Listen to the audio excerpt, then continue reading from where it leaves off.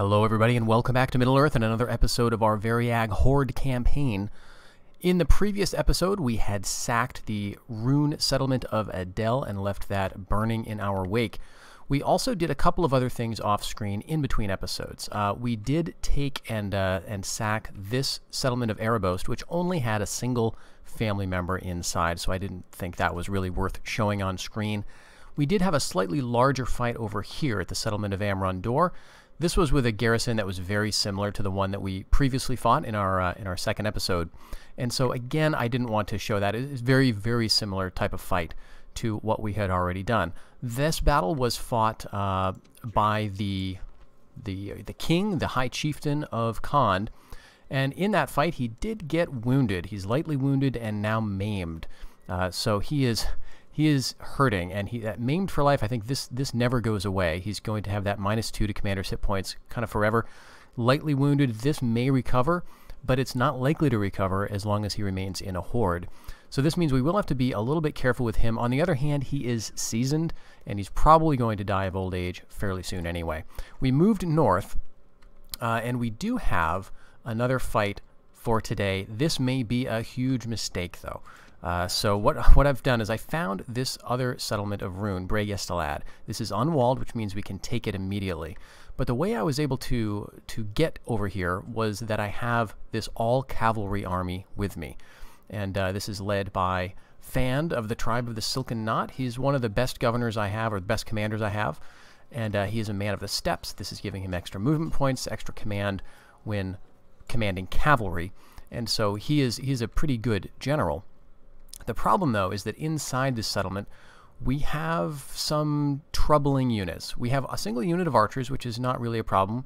They've got a decent amount of spearmen, although these guys, you'll notice, do not have a bonus versus riders, so they're not particularly good against fighting our cavalry. However, they have a large unit size, and that tends to do damage to cav in prolonged combat, no matter what their stats are. The much more troubling unit here is Warwains. Now, these are not good in a settlement battle. They are much more dangerous in an open field battle. But if cavalry so much as touches these, they're going to die. They've got spikes and scythes sticking out all over the place. They also throw javelins. And so this is a potentially really dangerous unit for us, although they only frighten nearby enemy infantry, and we don't have any infantry at all, so that's going to be kind of humorous. This is probably the first time I've ever faced Warwains in battle where none of my army is going to be affected by them. But we will have to keep out of their range and hope that our arrows can do most of the work for us. Hope we can kind of pull them out of the town square. Another thing I wanted to mention here was a mistake I made, actually, in the beginning of the previous episode when I talked about unit experience. I had mentioned that Hordes units do not get any experience, and you can see this. They do not have any experience listed on their unit card or on the unit icon that appears at the bottom. However, someone on the Total War Center, Athaneric, mentioned to me that these units, the Horde units, are actually a completely separate unit, which makes sense. We have Step Outriders here, which are the version I can train, and Horde Step Outriders, which are the version that appear with a Horde. And these units actually have different stats. So there has been some compensation for the fact that in Barbarian Invasion Vanilla, it is hard-coded that units that are produced as a result of a Horde get 0 experience. But what the developers have done is made it so that any Horde units will start with stats that are similar to, it looks like, 3 experience for any other units. So, for example, if we look at Step Outriders, these guys have 5 experience currently, and they've got gold weapon upgrades. So if we look at their attack stats and their defense stat, they've got a 9 attack, defense of 11. Compare this to the Horde version, which has attack of 7, defense of 9. These are only a couple of points lower than what you would expect for this unit. So all in all, our Horde units are pretty close to what we have in the units that we have trained. They're not quite as good, but they're not as bad as I originally thought in the first episode. So thanks to Athaneric for pointing that out to me. So let's see how this goes. We will have to be careful here. Of course, this is the army with the most movement points, and so I want to keep this intact as much as possible because this is a great scouting army to sort of keep on the flanks and well out ahead of the rest of the Horde, but it also needs to be kind of a credible threat on the battlefield so that we don't run into trouble that we can't handle. So we will have to be a little cautious in how we handle this fight. Very dramatic pan here with an all-cav army. Okay, so it's very important that my general stays alive. We don't have any other cataphract general units here, but we do have Horde Dragon Shield Riders. These guys do have skirmish. I think I'm going to keep them off it though. We also have. Let's go to the other, just for the ease of dealing with this. I want to get the differently looking units, sort of differently placed, if this makes sense. All right, and then we've got the Horde Horse Archers of Khan back here. These are the spear-armed guys. And then we've got a ton of Variag Riders. We've got 7 units, I guess. All right, we won't want the Variags to be taking the brunt of the fight initially. But let's get the Dragon Shield Riders up, I guess. I'm imagining that Rhun is going to have some of its units outside here. They've got a big enough force that they're not all going to hide in the town square. But let's take the Step Outriders. Let's have them here. Have a couple of the Horde Riders, Horde Horse Archers of Khan over here, and then sort of the backdoor route to the settlement. We'll have these guys, a couple of units of Horde Horse Archers, and we'll take like, a little more than half of the Variag Riders with them. Okay, so let's rush out, and we want them to fight us, or at least come forward. It looks like the Waynes are the general unit, and they're inside the settlement. I will have these guys on skirmish. No archers out here, which is great. Alright, they're already routing. Wonderful news.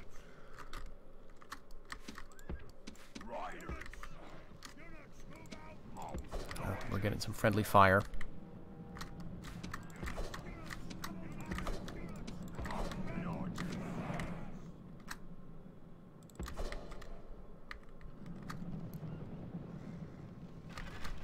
And the Waynes might be coming down to us, which would be awesome.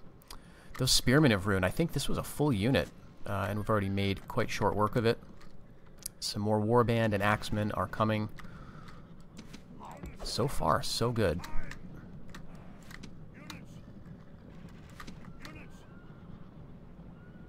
Alright, I'm going to run these guys up into the town center because we need to keep the pressure up and we need to keep pulling them towards us.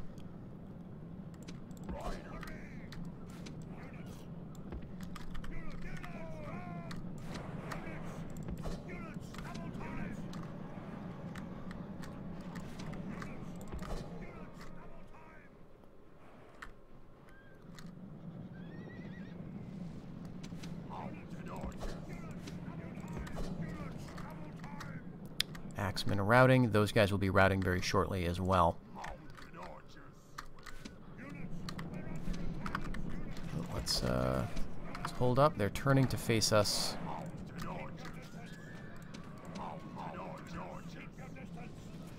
And great, if they would come down, that would be nice.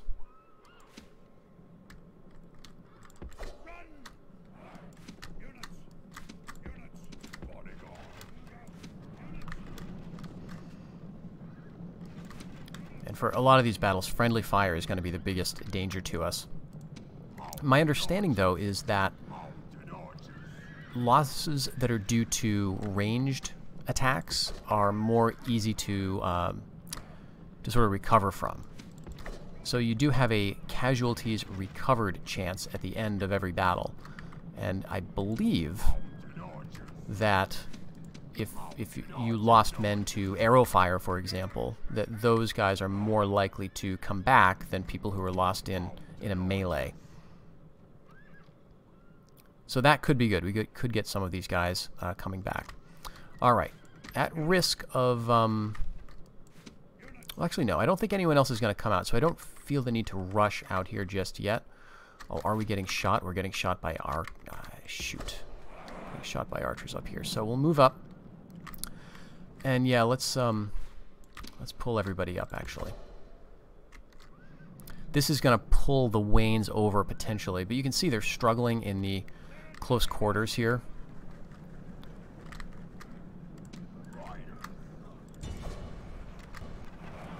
If I can just get them to march away, that would be nice, but I don't think they're going to. So we're going to cancel this move. I don't want to get caught by the Waynes.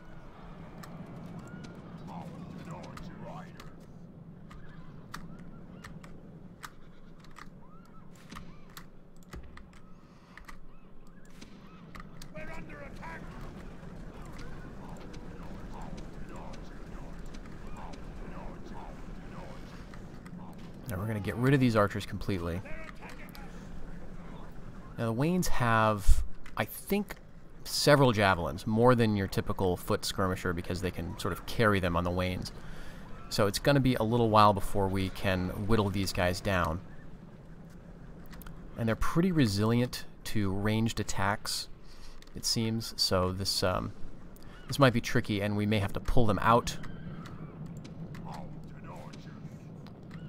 from the square and hope that they rout, which is, you know, again, not something we can necessarily count on. One advantage, though, is that it seems that these Horde Horse Archers of Khand have more arrows than the Steppe Outriders. And that's, you know, one of the reasons. I'm not sure if that's 100% the case, but it seems like these guys don't run out of arrows quite as quickly. All right, so far we have not done any damage to the Waynes. We could probably rout these guys pretty fast. So as soon as they sort of stop and turn around, if they do, I'm going to be thinking about following them.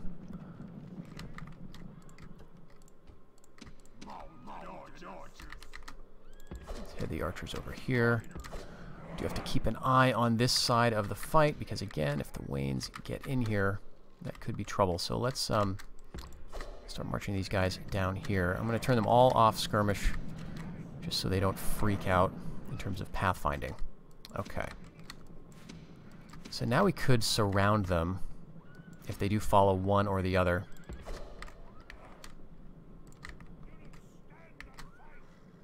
Alright, we have caused some damage now. A couple of Waynes are down.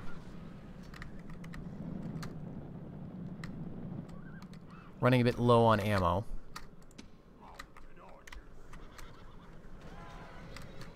There went another one.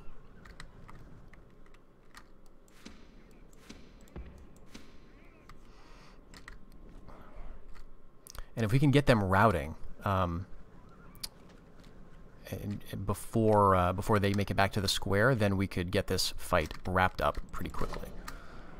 We're going to get caught by those warbands, so it's time to swarm in, maybe. No, maybe not. We're not caught yet. Let's cancel that move. They are shaken, so we could probably overwhelm them with a charge, but I do want to be careful about it. Okay, here come the Waynes. Now, we could bog them down, and we're all out of arrows here. So, it's time, I think, for the Dragon Shield Riders to come up. And there goes the General. Nice. Lucky shot, I think. Alright. They're impetuous. If they were slightly shaken, I would go after them. We can get behind them here. A couple more are down. They're broken. They're routing. We got to break these guys. Quick, quick, quick, quick, quick.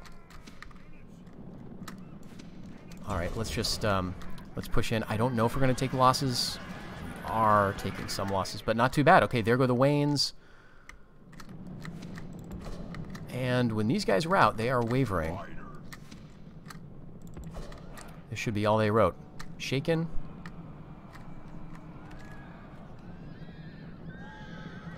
There they go. Okay, we're definitely going to end this battle. 846, we got 811 left. That's better than I expected, honestly. So we do get some casualties healed up. You know, not many to speak of, unfortunately, but we did better than I thought. Okay, so that's another settlement.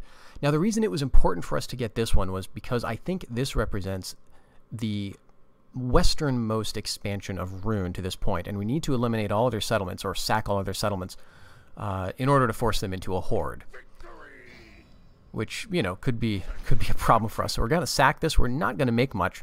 729 population cast out, only 553 Mirian gained from looting. So we'll sack that, and we'll see where we are.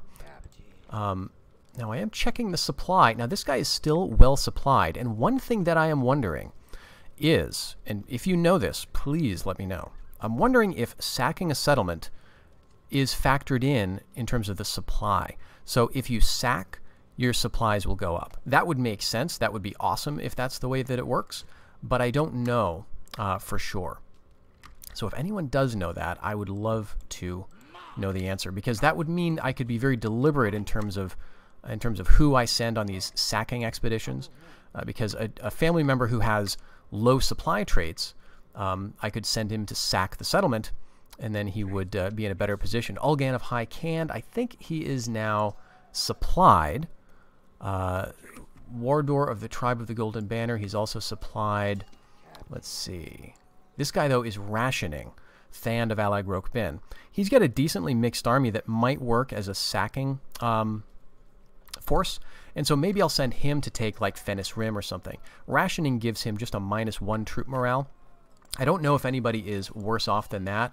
Akil of East Khan is also rationing. So what I may be doing at some point, he's just supplied, is sending different family members around, sort of shuffling the army composition a bit to determine who gets to sack what, in the hopes of keeping supplied so we can stay on the road for a bit longer. All right, so we did get a marriage celebration. Interesting. So even when we are in a horde, you can get married, and then potentially he could start having children. He is now rationing as well. Let's check out the family tree really quick. So this is only going to show the family. These guys are all wall builders. You won't see the man of the steppe. You won't see the Variag types in here because they're all from the particular ruling family that's currently in power. We don't have any children coming of age, at least within the ruling family. There may be some children coming of age in some of these other family members who are not related. So that could happen, but we don't know yet. All right, I want to send my emissary around here. Okay, Southern Ravanian. So this is the other settlement in the area that starts off rebel, and Rhun could theoretically have taken this if they were very quick, but they were not. Adunabar took it, and so that is really good news. I'm going to head my emissary up here to check out Rovanian and Dorwinian and see what we might be walking into. Now, I do also need to keep armies around just to double check that Rhun is not going to retake these settlements that I have sacked, because they could just sort of waltz back in and take a settlement like this, which is unwalled. The rebel army does seem fairly strong, though, so that's a good thing. I'll send this guy up, and we'll kind of work in tandem on this side of the forest here. And we do have a capital. Now, this is very strong, and I don't necessarily want to fight it if I don't have to, so I'm contemplating ignoring it and calling the army out so I can fight them in an open field battle, which I'd much rather do. So let's see if we can entice that to happen by getting these armies out into other places. So I'll send him over here, and one thing we could do, for example, is attack this, as it does not have a wall. Potentially also attack their High Chieftain here to draw the garrison out as reinforcements. Now, this is my siege army, but again, I'm not going to spend it on whatever's in here. So we're going to keep it, I guess, kind of in the area.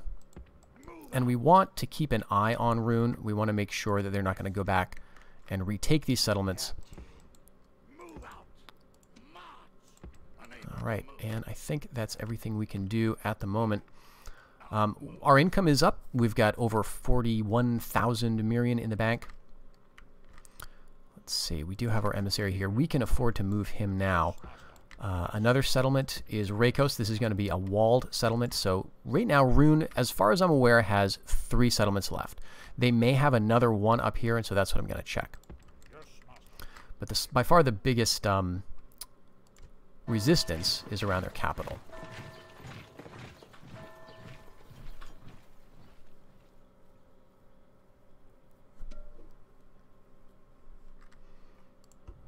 All right, the last season's report for us is going to be extremely boring. You can see me compulsively checking it every turn because I've got the habit to do it, but it's not really going to show us much. Most of the time, it's just going to be 0 profits. All right, so this is Wardor. We're going to move him up cautiously and hope we don't get ambushed. There is an opportunity to recruit some mercenaries here, but again, I'm not keen to do that just yet. So the question is, do I want to attack this army in the field? So I'm going to have to be careful as well when it comes to eliminating Rhun. If we destroy all of their family members as well as all of their cities, the faction will be eliminated. So what we have to do is take all of their cities but leave some family members alive. And one way we can do that is by making sure they have armies standing around outside the settlements. This would be much easier to do if we had spies, but we do not. Okay, so this is Alam of Central Khand. Let's see, this is a fairly small army. I'm going to send my siege force up into the north here. We're going to besiege Rakos. This is fairly small, and I'm confident we can take it. I think, though, I do want to keep my king's army around here, just to sort of make sure Tham doesn't try anything. We could put them under siege and see if they sally out, I guess. I can see now that they've got some... there's a noble in here. There's a family member, at least one. Some axemen, and this is where they can train high-tier things. I guess if they sally out of here with this big army, they could do a lot of damage to this force. And this one as well. We don't have the best army over here. A lot of foot archers. 6 units of foot archers. Well, 8 if you count these 2 higher tier guys. I don't have a lot of infantry, though. I've only got 2 higher tier infantry and a couple of the nomad garrison type units. So this is, you know, kind of mixed, but not the best. I think what I'd rather do is I'd rather fight them with my all-cavalry army. This is the High Chieftain. So I think what I do want to do, I think I want to eliminate this army and hope that there's another army or family member somewhere. Because if I leave them and I sack this settlement... well, decisions. I think I'll leave the decisions for the next episode, folks. We'll see what's going to happen here. Maybe let me know in the comments here what you think would be a good option. I have to be very careful. I do not want Rhun to be eliminated. I want them to live as a horde so they can cause problems for the other factions who are expanding as we speak. Because the problem, again, is that we're going to be getting weaker as all the other factions on the map are getting stronger. But one way to try to maintain that balance of power is to have a faction like Rhun go on the road and cause chaos. So we want to keep them alive. So let me know what you think about that. Until then, folks, take care. Bye-bye.